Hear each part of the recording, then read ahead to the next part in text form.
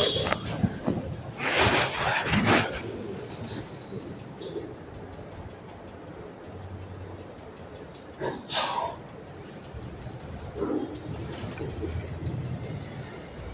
ساتھی سنتوں سے فارغ ہو چکے ہیں وہ یہ سب کو مکمل کریں. الحمدللہ نحمده ونستعینه ونستغفره ونؤمن به ونتوکل علیہ ونعوذ باللہ من شرور انفسنا ومن سیئات اعمالنا من يهد الله فلا مضل له ومن يضلله فلا هادي له ونشهد أن لا إله إلا الله وحده لا شريك له ونشهد أن سيدنا ومولانا محمدا عبده ورسوله صلى الله عليه وعلى آله وأصحابه وبارك وسلم تسليما كثيرا كثيرا. أما بعد فأعوذ بالله من الشيطان الرجيم. بسم الله الرحمن الرحيم. يا أيها الذين آمنوا لا تتخذوا عدوي وعدوكم أولياء. وقال النبي صلى الله عليه وسلم أخرجوا اليهود والنصارى من جزيرة العرب أو كما قال عليه الصلاة والسلام. صدق الله العظيم وصدق رسوله النبي الكريم. رب اشرح لي صدري ويسر لي أمري واحلل عقدة من لسانی یفقهوا قولی. ایک مرتبہ نبی اکرم صلی اللہ علیہ وسلم پر درود شریف پڑھ لیجیے. اللہم صل علی محمد وعلی آل محمد کما صلیت علی ابراہیم وعلی آل ابراہیم انک حمید مجید. اللہم بارک علی محمد وعلی آل محمد کما بارکت علی ابراہیم وعلی آل ابراہیم انک حمید مجید.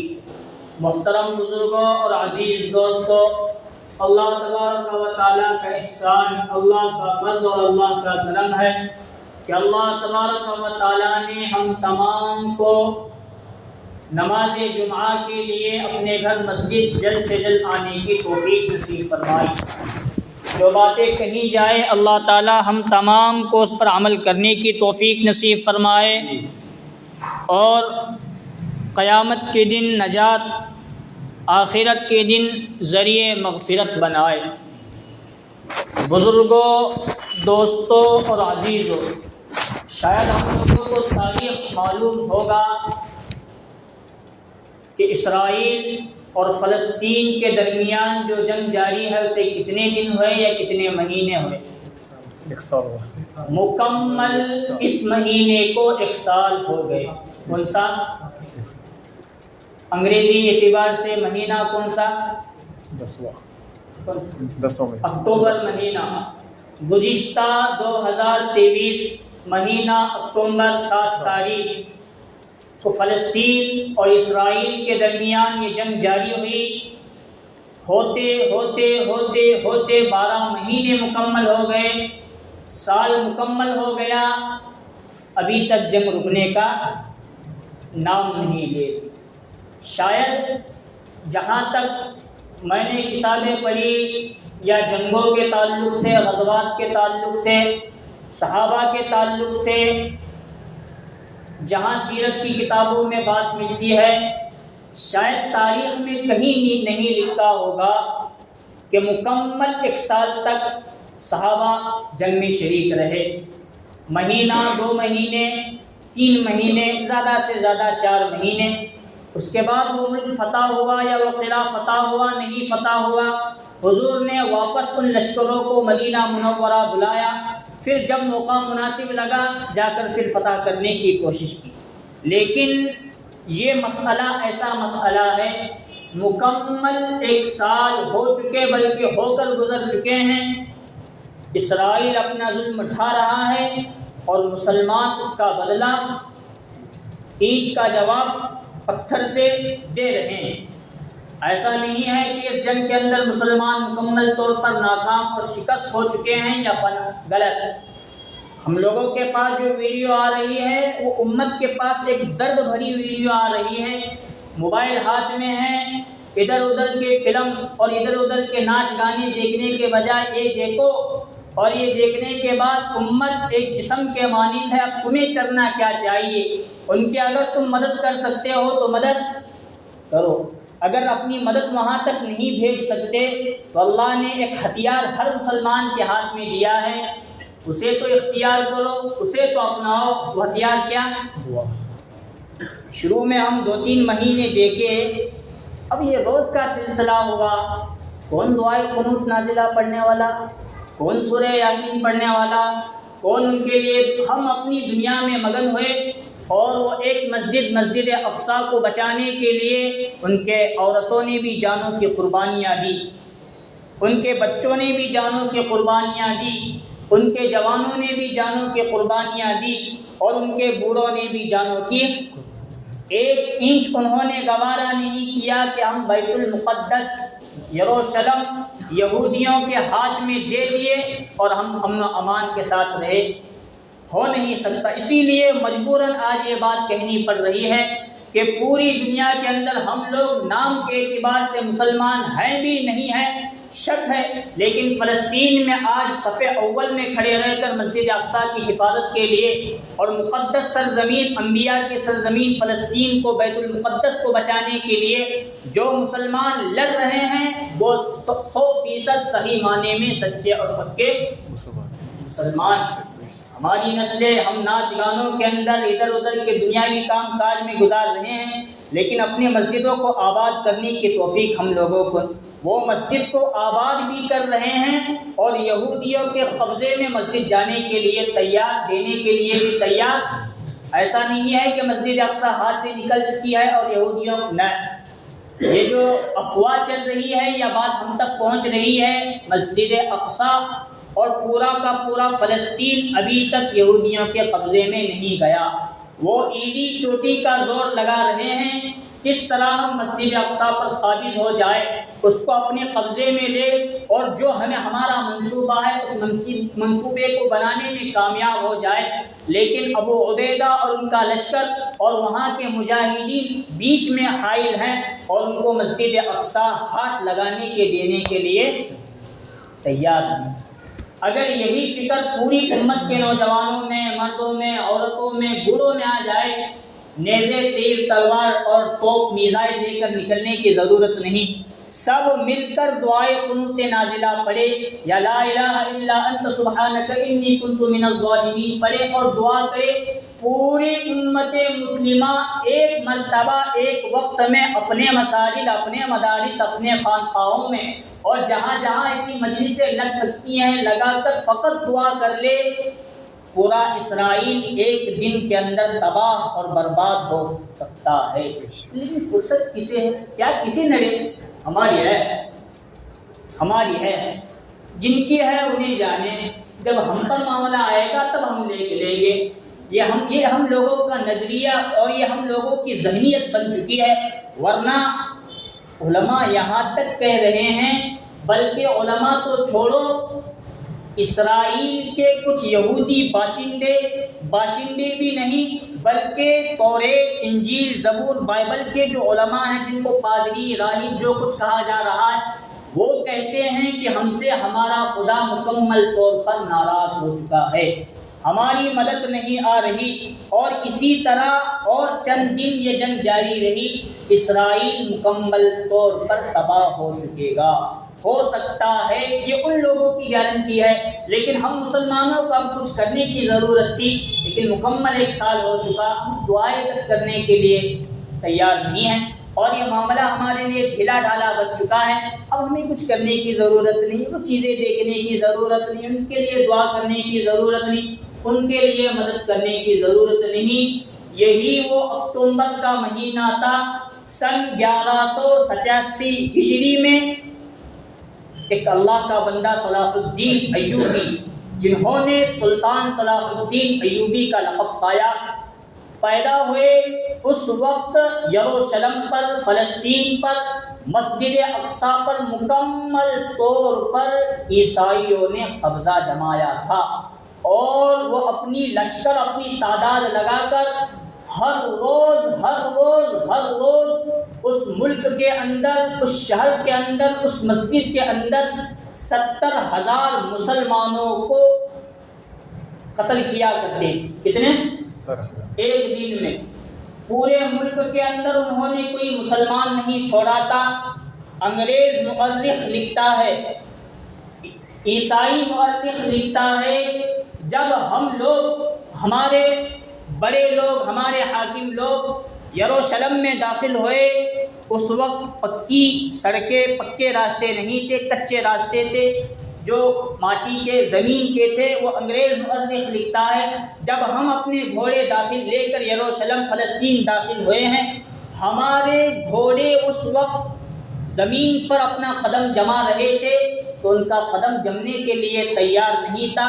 ہمارے گھوڑوں کے پیر پھسل رہے تھے اور ہم اپنے گھوڑوں سے نہیں سمجھے شاید. مطلب ان لوگوں نے اتنا خون بہایا تھا، زمین نے اپنی پیاس خون کے ذریعے بجھائی تھی اور اوپر سطح پر، زمین کی سطح پر خون ہی خون جمع ہوا تھا، جس کی وجہ سے کوئی انسان اور کوئی جانور، گھوڑا، اونٹ وغیرہ چل بھی نہیں سکتا تھا. اتنا خون ان لوگوں نے بہایا تھا اور ہر طرف یہی وبا، یہی بیماری پھیلی ہوئی تھی کہ ملک کے اندر بلکہ پوری دنیا سے ہم مسلمانوں کو ختم کر دیں گے. کوئی عمر بن خطاب دوسرا تیار ہو کر یروشلم کو اور فلسطین کو، مسجد اقصیٰ کو ہمارے ہاتھوں سے فتح نہیں کر سکتا. مصر میں حکومت تھی شیعہ کی، اور وہی حکومت جانے انجانے میں ان کے کچھ غلط نظریات، غلط عقائد تھے، پنپ رہی تھی. کبھی کبھار یہودیوں کا ساتھ بھی دے رہی تھی اور چل رہی تھی.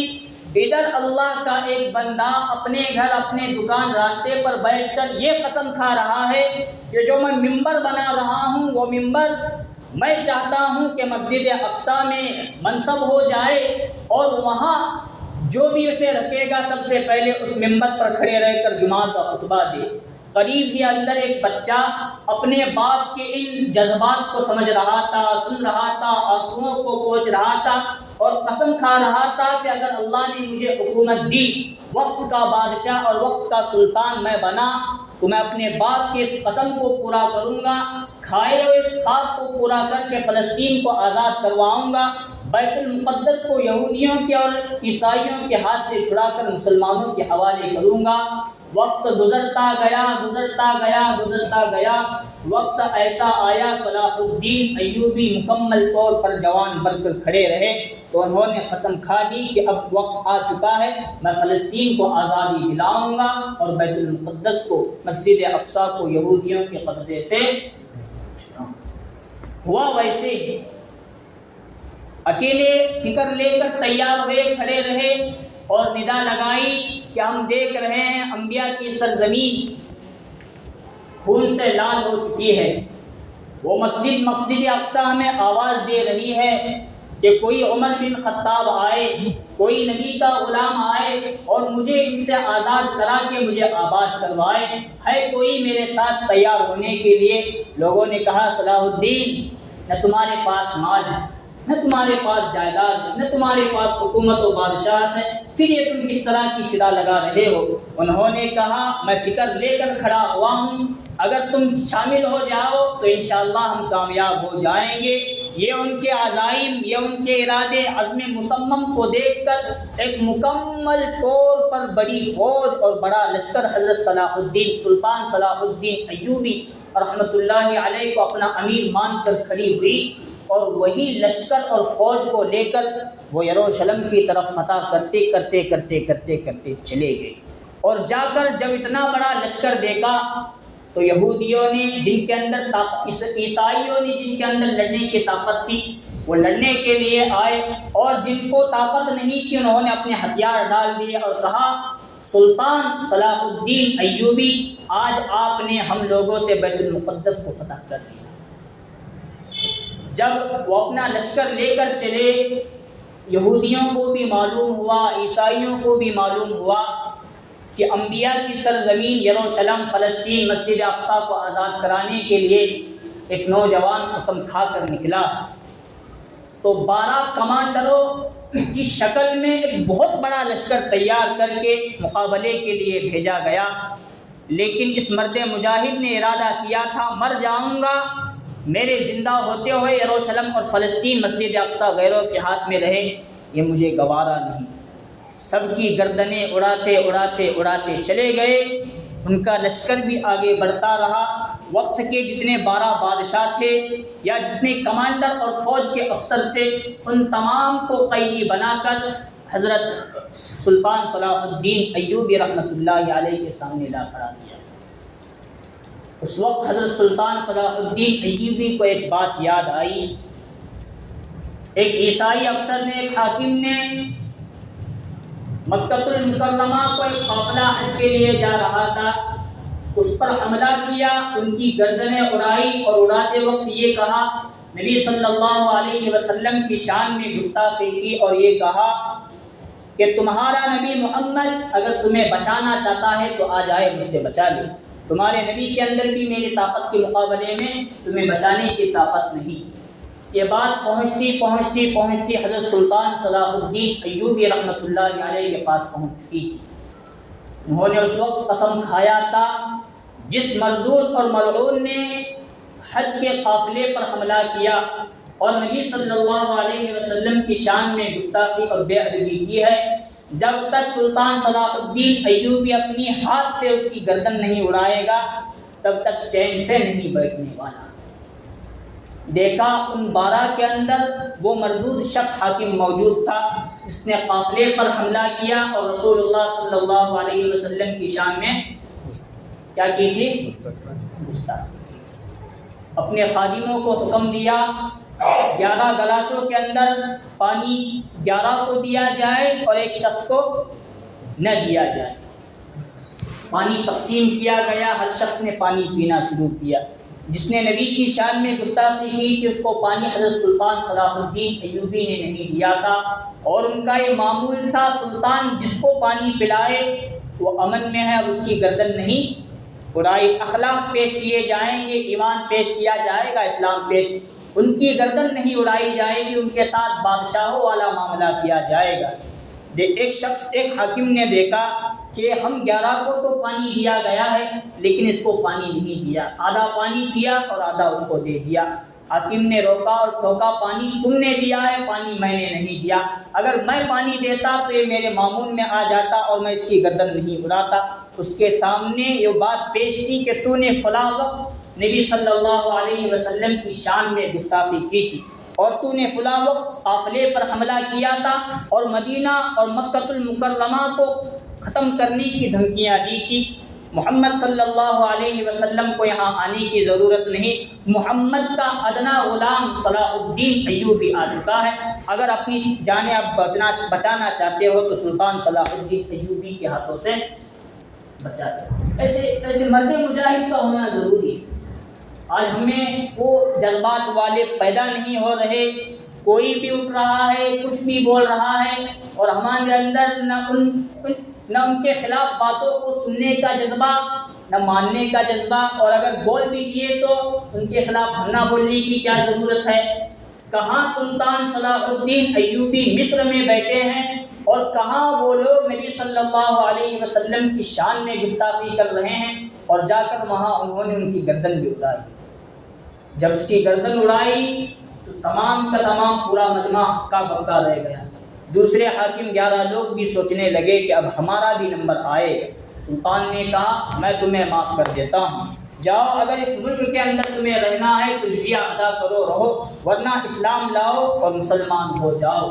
سلطان صلاح الدین ایوبی رحمۃ اللہ علیہ جب لشکر کو لے کر مسجد اقصیٰ کی طرف بڑھے ہیں، تمام کے تمام وہاں کے یہودی اور عیسائی ہاتھ بندھے ہوئے کھڑے تھے اور ان کے آنکھوں کے اندر آنسو تھے، اور وہ سلطان صلاح الدین ایوبی سے کہہ رہے تھے، سلطان تو ہمارے ساتھ وہی معاملہ کرنے والا ہے جیسا کہ ہم نے مسلمانوں کے ساتھ کیا، کیا وہ معاملہ تو بھول گیا؟ حضرت سلطان صلاح الدین ایوبی رحمۃ اللہ علیہ نے فرمایا، میں بچپن سے لے کر جوانی تک آج تک نہیں بھولا ہوں، تم نے ہم مسلمانوں کا قتل عام کیا، ایک مسلمان کو نہیں چھوڑا زندہ، تم نے تمام کی گردنیں اڑا کر پورا مسجد اقصیٰ اور پورا بیت المقدس مسلمانوں سے خالی کیا، لیکن یہ محمد کا غلام تم پر اسلام کو پیش کر اگر میں کسی اور مذہب کا ماننے والا ہوتا تو تم تمام کی گردنیں بدلے کے اندر بدلے میں قتل کر دیتا، لیکن جس نبی صلی اللہ علیہ وسلم کا میں ماننے والا ہوں،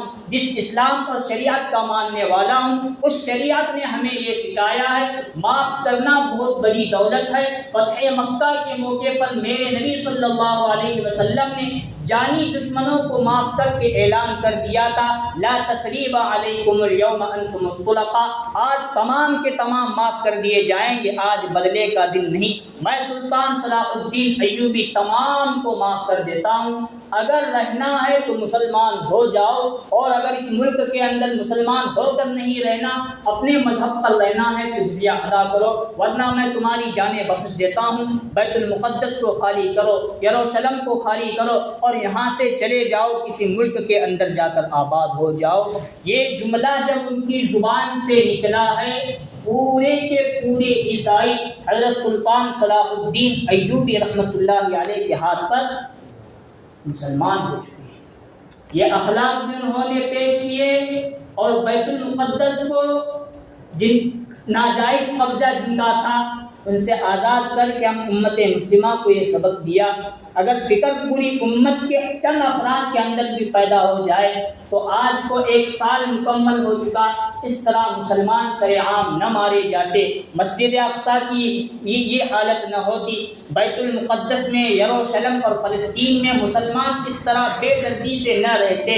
لیکن اللہ معاف کرے، اللہ معاف کرے، اللہ معاف کرے، جہاں ہمیں دعا کرنے اور مدد کرنے کی ضرورت تھی، سال حاجی صاحب مکمل ہو گیا، سن 2023 7 اکتوبر سے لے کر 24 7 اکتوبر ہو کر گزر چکا، ہمارے ذہنوں سے، ہمارے دل و دماغ سے بیت المقدس کیا، فلسطین کیا، ان کا خون کیا، مسجد اقصیٰ کیا، سب چلا گیا، ہم اپنی دنیا میں مگن ہیں، اور امت کے لیے دعا کرنے کی بھی توفیق اور وقت ہمیں ملنے کے لیے تیار۔ حضرت سلطان صلاح الدین ایوبی نے 55 اسی حالت میں دیکھا کہ مسلمان مارے جا رہے ہیں، کاٹے جا رہے ہیں، جوانی تک، بلکہ مسجد اقصیٰ کو فتح کرنے تک ان کے چہرے پر کبھی مسکان اور مسکراہٹ نہیں۔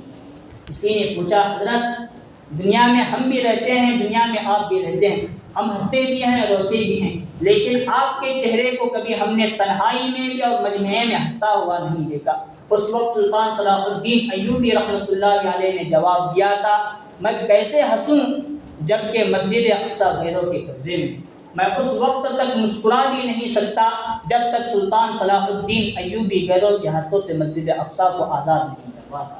قسم کھا کر انہوں نے آزاد کروایا، اور جب جمعہ کا دن تھا، وہی ممبر جس کو ان کے باپ نے بنایا تھا، اس پر کھڑے رہ کر اسی ممبر پر پہلا خطبہ دیا اور کہا تھا کہ مسلمان پھر سے اس مسجد اقصیٰ کے اندر آزاد ہو چکے، آباد ہو چکے ہیں، ہم نے یروشلم کو پھر سے فتح کیا، یہ انبیاء کی سرزمین ہے، اس کو نہیں چھوڑنا چاہیے، اس کو اپنی ملکیت میں رہ کر مسجد اقصیٰ کی حفاظت کرنا ہمارے لیے بہت ضروری۔ ایک اور موقع پر ایک یہودی حاکم سلطان صلاح الدین ایوبی رحمۃ اللہ علیہ کے سامنے قتل کے لیے لایا ہے۔ ابھی سلطان صلاح الدین ایوبی کے حکم سے جلاد قتل کرنے والا تھا، اس حاکم نے اجازت طلب کی، سلطان میں آپ سے ایک بات کہنا چاہتا ہوں۔ کہا ٹھیک ہے، جو بات تو کہنا چاہتا ہے کر لے، لیکن معافی نہ مانگنا، اگر تو فی الحال اسلام لایا تو تجھے چھوڑ دوں گا، اگر اسی حالت میں مرنا چاہتا ہے تو اس بارے میں معافی اور امن امان کی بھیک نہ مانگنا۔ اس نے کہا میں آپ سے کسی چیز کی توقع نہیں رکھتا، بس میں یہ بات کہنا چاہتا ہوں، آج آپ نے ہمارے ہاتھوں سے مسجد اقصیٰ کو آزاد تو کرایا، لیکن اب ہم ایسا نظام بنائیں گے کہ کوئی مسلمان عورت پھر سے صلاح الدین ایوبی کو پیدا کیا کہا اس انگریز نے، تاریخی جملے ہیں، تم تو پیدا ہو چکے ہو لیکن تمہارے بعد کوئی سلطان صلاح الدین ایوبی دوسرا پیدا ہونے والا۔ آج یہ حالات ہمیں دیکھنے مل رہے ہیں، اتنا نظام ان یہود و نصارہ نے ایسا بنایا ہے کہ ہماری نوجوان لڑکیاں ناچیں گی، گائیں گی، ٹھمنے لگائیں گی، لیکن باپ کو ذرہ برابر بھی غیرت نہیں آئے گی۔ اس حالت میں اپنی بیٹی کو دیکھیں، کہاں سے سلطان صلاح الدین ایوبی پھر سے پیدا ہوں گے؟ کہاں سے خواجہ معین الدین چشتی اجمیری رحمۃ اللہ علیہ پیدا ہوں گے، کہاں خواجہ نظام الدین اولیاء پیدا ہوں گے، اور کہاں سلطان ٹیپو سلطان رحمۃ اللہ علیہ پیدا ہوں گے۔ اب یہاں سے سلسلہ امت مسلمہ کے تنزلی کا ہے، زوال کا ہے۔ اگر پھر بھی ہم اللہ کے راستے کی طرف آ جائے، دین کی طرف آ جائے، اپنے مساجد مدارس خانقاہوں کی طرف آ جائے، پھر وہ دیر نہیں کہ پھر سے سلطان صلاح الدین ایوبی پیدا ہو سکتے ہیں، ابو عبیدہ پیدا ہو سکتے ہیں، پھر سے مرد مجاہد پیدا ہو کر مسجد اقصی کو آزاد۔ ایک سال مکمل ہونے آیا، اس لیے آج کل یہ تاریخ مجھے گنوانے کی ضرورت پڑی۔ ہم مسلمانوں میں پھر دعا کرنے کا جذبہ نہیں، یہ ہتھیار ہمارے پاس ہے، ہم ان کے لیے دعا کر سکتے ہیں، ہم نے ان کے لیے دعا کرنا چھوڑ دیا، ان کے لیے مدد بھیجنا چھوڑ دیا، اور ان کے لیے ہم قنوت نازلہ پڑھتے تھے، ہم نے وہ بھی چھوڑ دیا۔ تم جانو، تمہارا کام جانے، تمہاری مسجد جانے، ہم جانے، ہمارا کام جانے، ہمارا کیا مسجد کیا گھر، ہاں ہم ہمارا گھر جانے، اپنے محلے کی مسجد بھی آباد ہو ویران ہو، مسلمانوں کو اس کی بھی کوئی پرواہ نہیں ہے۔ ہم نہ جانے کی کیا ضرورت ہے، دیکھوں نے مولانا، دیکھوں نے مؤذن صاحب، دیکھوں نے فلان، دیکھوں نے فلان، دیکھوں نے ان کا کام ہے آباد کرنا، وہ دیکھوں نے ہم اپنے گھروں کے اندر کھراٹے لیتے ہیں، گھوڑے بیچ کر سو رہے ہیں۔ یہ مسجدوں کے تعلق سے ہمارے دلوں کے اندر یہ بیداری آئی، ورنہ ایسا نہیں۔ ہر مسجد اللہ کا گھر ہے، مکہ اللہ کا گھر، مدینہ نبی صلی اللہ علیہ وسلم کی مسجد اللہ کا گھر، بیت المقدس اللہ کا گھر۔ بیت المقدس وہ مسجد ہے 17 نمازیں نبی صلی اللہ علیہ وسلم نے اس کی طرف رخ کر کے پڑھیں۔ یہ قبلہ اول ہے مسلمانوں، اس کو بچانا، اس کی حفاظت کرنا ہم مسلمانوں کی ذمہ ہے۔ اللہ تبارک و تعالیٰ سے دعا ہے، اللہ تبارک و تعالیٰ ہم تمام کئی ہوئی باتوں پر عمل کی توفیق نصیب فرمائے۔ اللہ تعالیٰ مسجد اقصی کی حفاظت کی توفیق نصیب فرمائے۔ مرد مجاہدین کے اندر اللہ تعالیٰ جذبہ شہادت ہمیشہ برقرار رکھے۔ آمین۔ وآخر دعوانا الحمد للہ رب العالمین۔